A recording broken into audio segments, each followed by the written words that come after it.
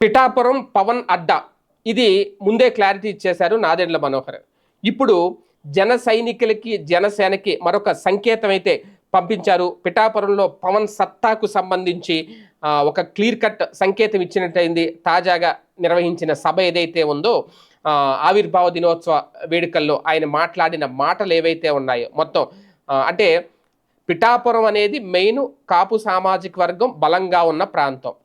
వాస్తవానికి గతంలో కూడా ఆయన 2019లో కూడా గాజువాకలో పోటీ చేసిన, భీమవరంలో పోటీ చేసిన, అక్కడ కూడా సామాజిక సమీకరణాలు ఉద్దేశించి ఆయన బరిలోకి దిగారు పవన్ కళ్యాణ్. కాకపోతే అక్కడ దురదృష్టవశాత్తు ఓటమి పాలయ్యారు. అప్పుడు ఫ్యాన్ హవాలో ఆ ఫ్యాన్ గాలికి నిలబడి తట్టుకోలేకపోయారు.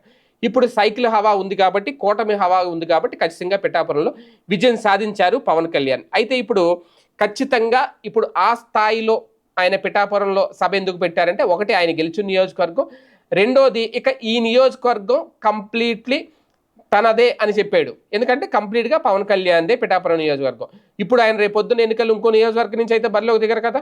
ఈ నియోజకవర్గాన్ని వదిలేసి ఒక్కసారి ఇప్పుడు ఆ రెండు నియోజకవర్గాలు ఎందుకు వదిలేశారు, గాజువాకాను భీమవరం, అక్కడ ఓడిపోయారు కాబట్టి వదిలేశారు. అక్కడ గెలిచుంటే ఖచ్చితంగా ఇదే సభ భీమవరంలో జరుగుండేది. అక్కడ గెలిస్తే గాజువాకలో గెలిచుంటే ఇదే సభ గాజువాకలో జరుగుండేది. ఇక్కడ గెలిచారు కాబట్టి ఇక్కడ జరిగింది. దీంతో ఆయన ఇచ్చిన సంకేతం పిఠాపురంలో ఇంకా ఏ నాయకుడికి కూడా కూటమి పార్టీలు కానీ, టీడీపీకి కానీ, లేదంటే జనసేనలో కానీ, బీజేపీలో ఎవ్వరికి కూడా అక్కడ ఇంకా ఎలాంటి ఇది లేదు, స్పేస్ లేదు. కంప్లీట్గా పవన్ కళ్యాణ్దే ఆ నియోజకవర్గం. తన సత్తా ఏంటో మరొకసారి అక్కడ లక్షలాది మంది జనంతో ఒక ఆవిర్భావ వేడుకలు జరిపి పవన్ కళ్యాణ్ పిఠాపురంలో మరొకసారి తన సత్తా చాటుకున్నారు.